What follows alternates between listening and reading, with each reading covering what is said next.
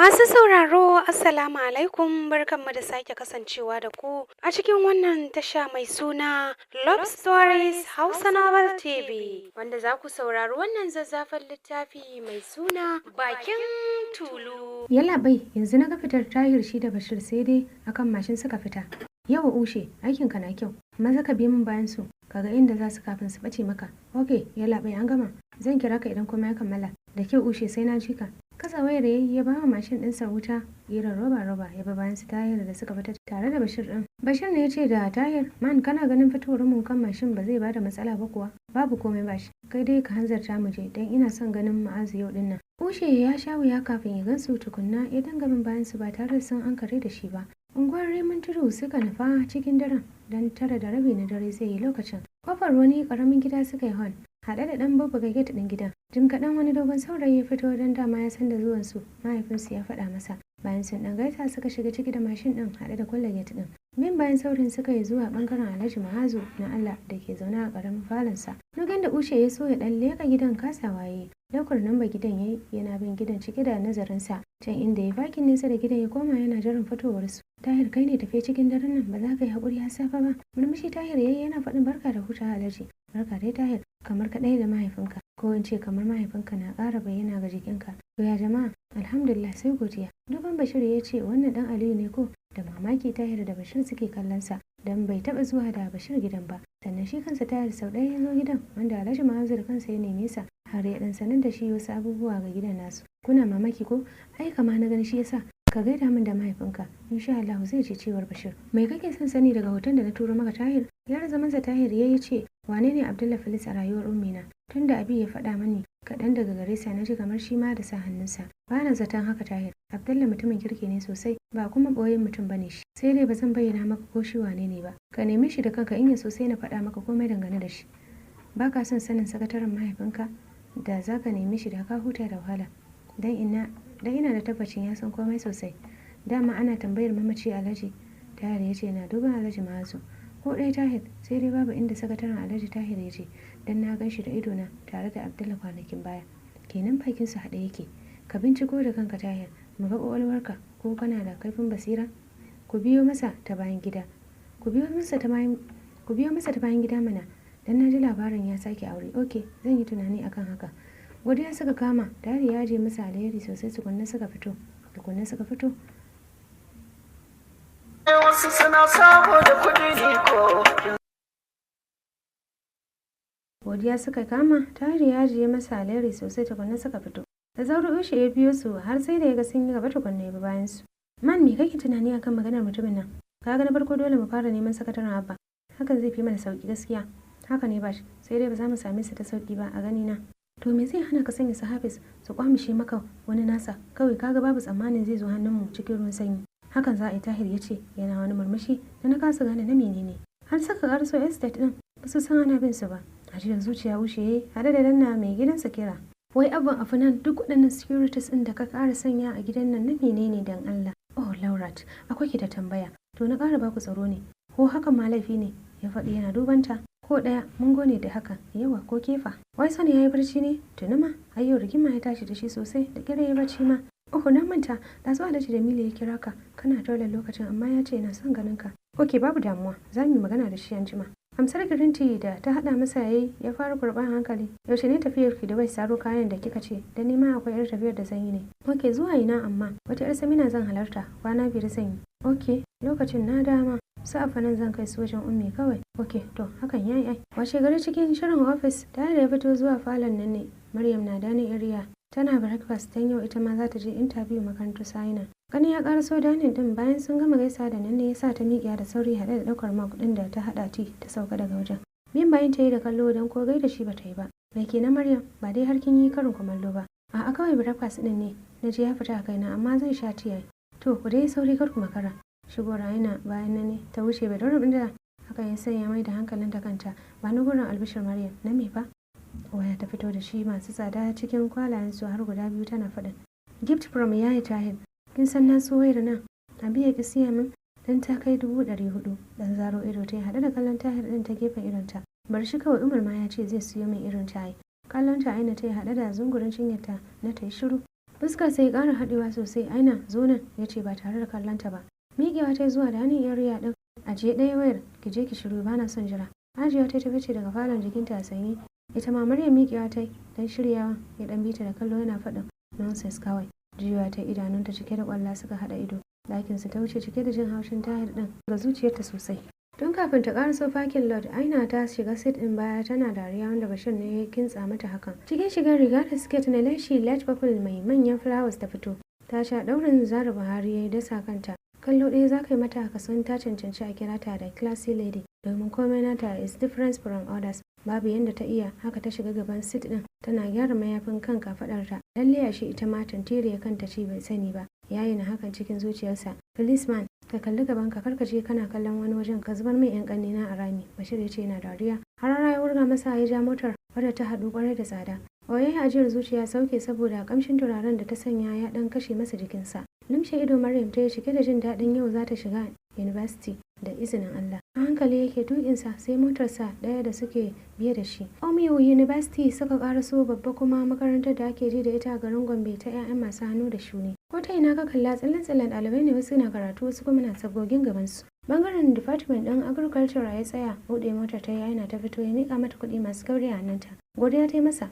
Yunkurawa ta Maryam za ta fita, ya sanya lock yana kallon gefe guda. Sauke glass ɗin motar ya ce, "Da ke abinki Aina, Malam Shazali nake jira." "Okay," ya ta juya tana murmushi. "Zan iya fita nima?" "A'a, sai na ji duka tukunna. Rufa min asiri, ba haka halina yake ba ai. Ni ma na ga alama." "A wani dalilin kika yi wannan shigar?" ya faɗi yana bin jikinta da kallo. "Haba ya tayar, menene matsalar shiga ta? Sannan ga Aina na ita ma fa duk irin shigar ta wata yi. Ba wannan na tambaye ki ba. In fact ma kira ki da Aina ba ɗaya bane." Da sauri ta kalle shi ƙasa-ƙasa. "Ina nufin kin fi Aina ƙiba da yawa." "Ta ina? Ni ne ba da ƙiba. Kawai ka tsane ni ne dan ina gidanku." Da har ya magana ta bashi ya dan murmushi, idansa ne kai kan kafaɗarta da ta sanya sarƙa a jiki. "Menene wannan kuma?" ya ce yana nuna ƙafa ta. "Oh, sarƙar ƙafa ce fa. Ai ina son ta sosai gaskiya." Wani kallo ya hatsa mata ya duka yana ƙoƙarin kwance sarƙar ƙafar nata. Gaba ɗaya ya wani kwanto mata akan cinyarta. "Filisa ya tayar, ka bari zan cire na kawo maka kaji. Ba ke saba zan ɓata miki rai kuwa dan ba zan yarda da sakarcin nan naku ba." Ya da shi ta yi yana take kicin cirewa. Fisge ta yi daga ƙafarta ta saki ihu tana rike wajen. Hawaye ne ya zubo mata dan ta ji zafi sosai. Kuka take hankali, bakinta a ture, hannunta ya riƙo ya sanya mata sarƙar ga hannunta. "I'm sorry," shikenan. Dan kallonsa ta yi haɗe da mamakin haƙurin da ya bata. Nimshe idonsa ya yi yana jin wani yanayi tattare da shi a duk lokacin da ya kasance da Maryam ɗin waje ɗaya. "Ya Tahir, barci kuma please ka buɗe min na fita." Ta matso tana cewa hakan. Jan hannunta ya haɗe da matse ta ga ƙirjinsa ko zai ji sauƙin bugun da yake ji cikin zuciyarsa da sauri-sauri. Duk yadda ta so ta yunkura ta kasa hakan. Kyale shi ta yi tana sauraron yadda bugun zuciyarsa take cikin saurin. "Maryam, na miya Tahir, ina kiwon wani abu da na kasa sanin menene shi." Samu ta yi ta zara jikinta da sauri. Kallon ta ya haɗe da kallon gefen windon nasa dan ya yi ƙasa da shi. Fadila ce tsaye ita da ƙawayenta Ruki da Tima. Kuka ne ya kubce mata cike da kishi, ta juya suka bi bayanta. Taɓa bakinsa ya yi haɗe da ɗaga kafaɗarsa. Kiran Malam Shazali ba jimawa ya ƙaraso. Bayan sun gaisa ya ce Maryam ta bi bayansa. Sai da ya ga wucewar su tukunna Usama ya shiga mazaunin direba ya ja suka tafi.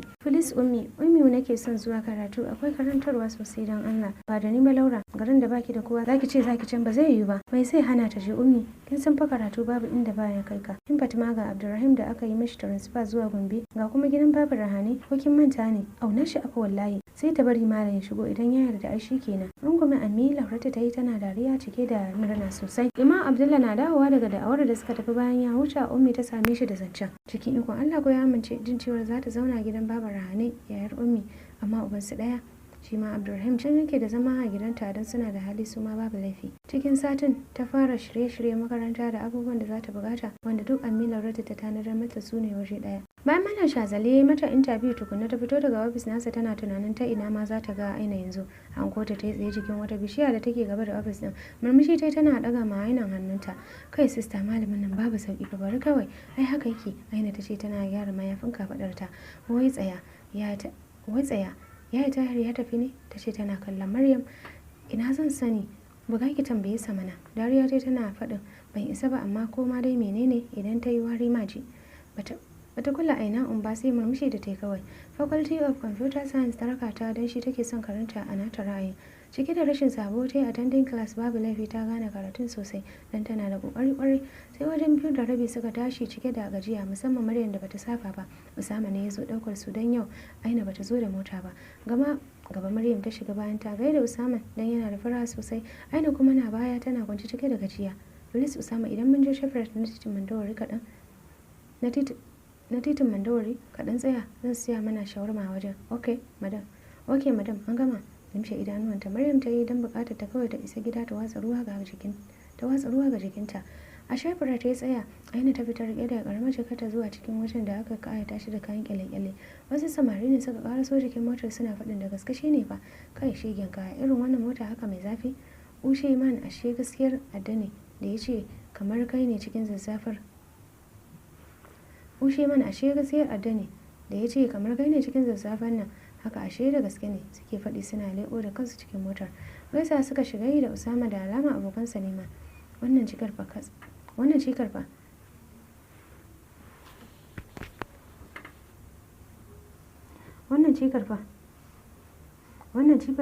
wannan cikar ka ce kake nan baba. Bayan ya faɗi yana bin Maryam da kallo.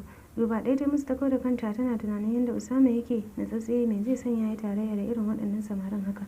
Auto ka ce mana ta uba ce kawai amma fa ta haɗiya sun oba. Dariya Usama yana faɗin da kyau. Ba kyau ba daɗi ku bari za mu haɗa anjima. Kuɗi ya zaro masu yawa ya miƙa musu suka karɓa haɗe da yin gababinsu. Usama waɗannan samarin fadan Allah wallahi ni tsoro suka bani ma. Kasa ƙarasowa wajen motar Aina ta ce bayan ta ce da ta rufe motar. Abokanai na ne fa tare muka taso unguwa ɗaya da su. Ba su jin magana ne kawai. To Allah ya shirye su gaskiya dan fuska su ma abin tsoro ne gaskiya. Dariya ta bashi har Maryam da ke duban gefen windo na motar da ma ta dara ta ce Allah ya kyauta. Amma ni ban ga abin tsoro a kansu ba gaskiya Allah ya shirye su kawai amin. Cike da gajiya Maryam ta shiga falon nan ne. Aina kuwa bangaren su ta nufa ita ma babu ko a falon hakan yasa ta nufi bedroom ɗinsu tana jin kafarta. Zubewa ta yi saman gado tukunna ta fara kokarin tuɓe kayan jikinta. Wanka ta shiga yi bayan ta sanya ma kofar bedroom ɗinki. Zan yi misin ɗinki Amina. Cewar Laura tana saɓe da ƙaramar jakarta sai turale ɗinta na ƙasar a gefe guda. Amma dai da hankali ga karatu kin ji Aina banda wasa please. A mayar da hankali dai ga karatu kin ji banda wasa please. Okay Ami insha Allah.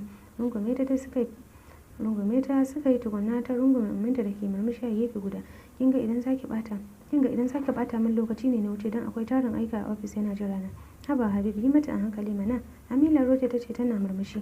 Taba fuska ta yi tana son yin kuka dan ji ta kamar kar ta tafi ma.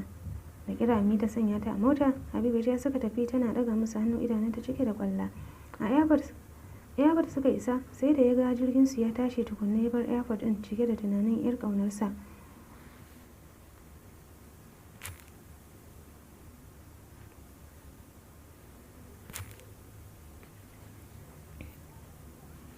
Bayan Maryam ta kintsa jikinta ta tadda Aina ne a falon nan suka baje suna cin shawarma haɗe da hirar school suna dariya. Au yan makaranta har an dake nan. Nanne ta ce tana ƙarasowa cikin falon. Nanne na shigo aiki na barci shi yasa ban tada ki ba. Bari kawai Maryam maganin da na sha dan ciwon kai ne ya kashe min jiki. Ayye sannu Nanne suka haɗa baki wajen cewa amma ya karatun da fatan kina ganewa.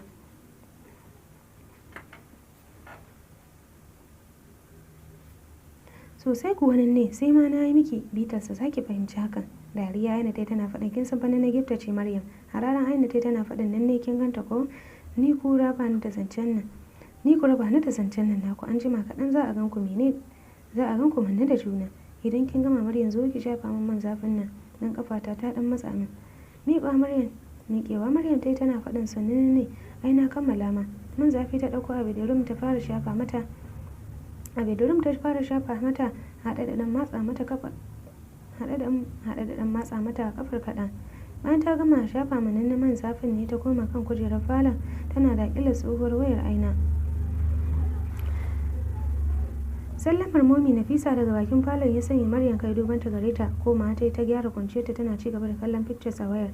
Ƙarasuwa cikin falon suka yi dan tare take da baƙuwa wacce kallo ɗaya za ka yi ma baƙuwar ka san gogaggiyar 'yar duniya ce. Sannan Aisha ashe ke ce? Talata ce haɗe da ɗan dukawa. Ni ce Nannafa ta ce fuska ya matsa kamar ta ga kashi. Bari ne mata magana dan yanzu ta shiga ciki. Da ya fi miki kin ga Turai zauna. Dan kafin ta dingiso ta fito wani babban aiki ne wajenta. Kai na fa baki da kyau wallahi. Har na kai ki? Ke dai bar ni kawai ta ce tana yar dariya. Mummy ina wani? Maryam ta ce bayan ta miƙe zaune. Dukan su juya suka yi suna kallon ta don tun shigo su ba su lura da ita ba. Harara ta watsa Maryam ta ce tun wuri ne uwar ke yarinya don ni ba a fi yar iska ba. Fitowar ne tana faɗin wa nake gani kamar ture ya sanya momi Nafisa yin shiru. Murmushi ta yi cike da kunya take faɗin ni ce nan ne zuwa ta kenan. Ni ce nan na zuwa na kenan. Da kunya take faɗin haka.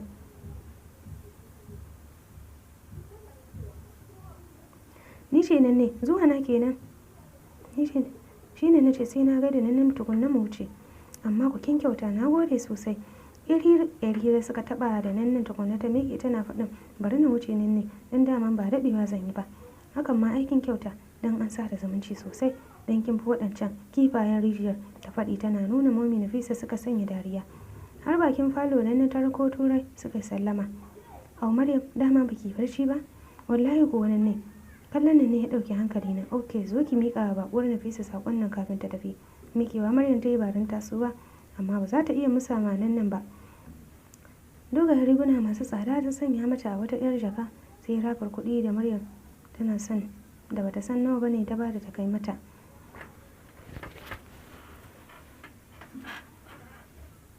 Bangaren momi Nafisa ta nufa jiki ba ƙwari a rayuwarta ta ƙi jinin a ce mutuncinta ko kuma a ce mutuncin iyayenta ranta a matuƙar jagule. Ga wani siririn hawaye da yake son idan ta yi ciko da ƙwalla hawaye ne yake son ya zubo. Hawaye ne yake nema ya zubo a kan kuncinta. To masu sauraro bara mu kwana nan sai idan Allah ya kai mu za mu tsaya daga inda muka ɗora daga inda muka tsaya. Ku dai ku ci gaba da danna mana subscribe da like tare da latsa alamar ƙararrawar sanarwa a cikin wannan zazzafar tasha tamu mai suna Love Stories Hausa Novel TV. Ku dai kada ku manta ku danna mana subscribe like tare da latsa alamar ƙararrawar sanarwa domin samun shirye-shiryenmu da zarar mun ɗora. Mun gode.